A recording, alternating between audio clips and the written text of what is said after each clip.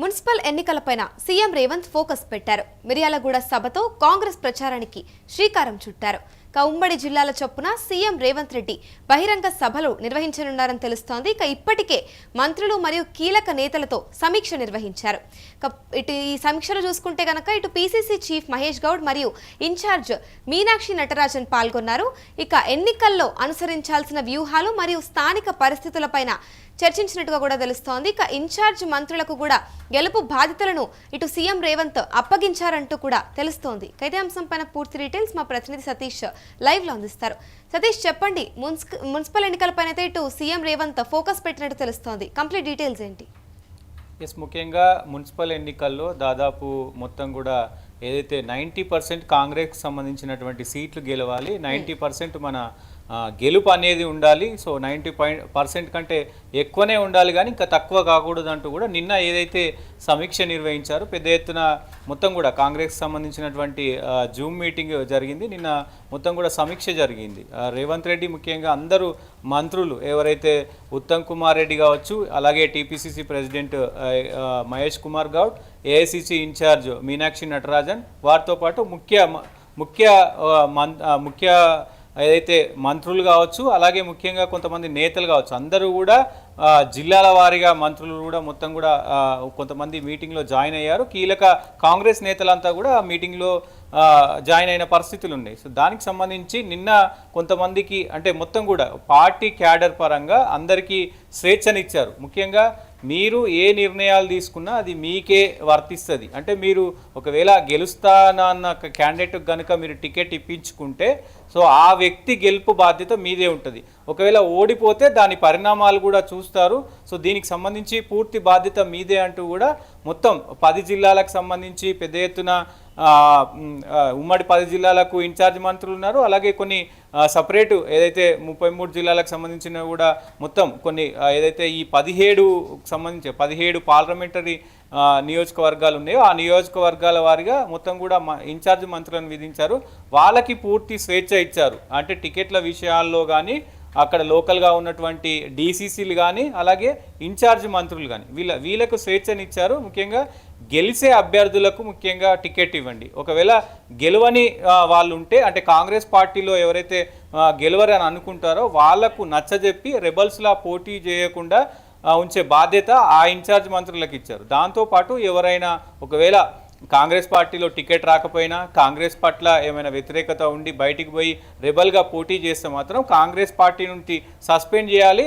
వాళ్ళ పూర్తి బాధ్యత కూడా ఆ ఇన్ఛార్జ్ డీసీసీలకు దాంతోపాటు ఇన్ఛార్జ్ మంత్రులకు ఇచ్చారు. ముఖ్యంగా ఈ సమావేశాల్లో పెద్ద ఎత్తున ప్రస్తుతం రేపటి నుంచి ఆయన ఈ బహిరంగ సభలకు వెళ్ళనున్నాడు.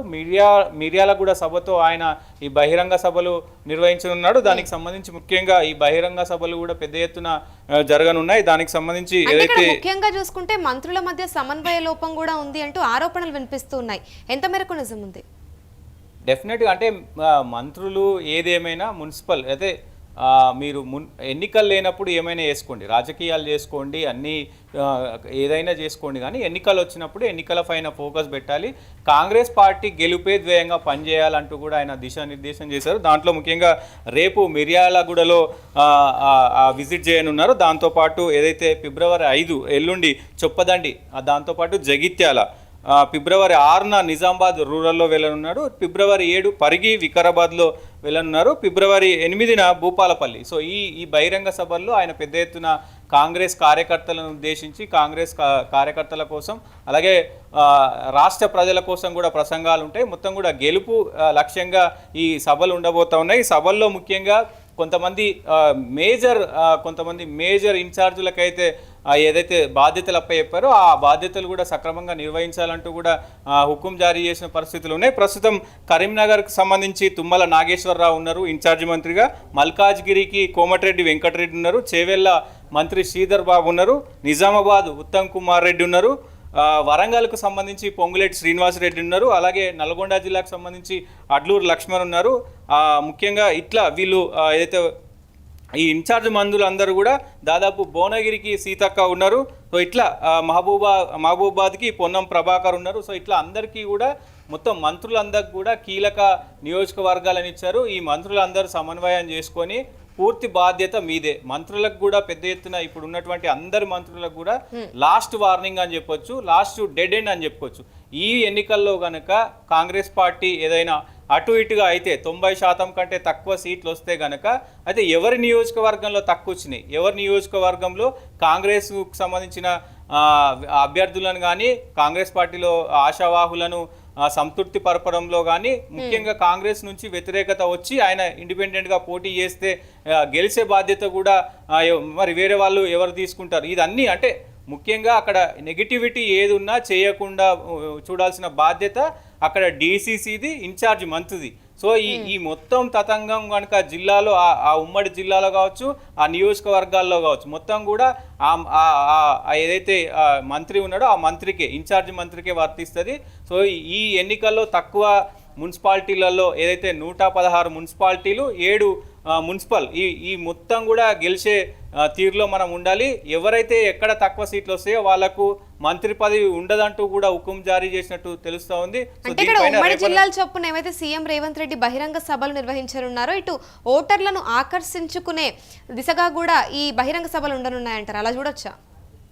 డెఫినెట్గా రేవంత్ రెడ్డి ప్రసంగం అంటే కొంచెం ఎన్నికలు వచ్చినప్పుడు ఎన్నికల తీరులో మాట్లాడుతూ ఉంటాడు.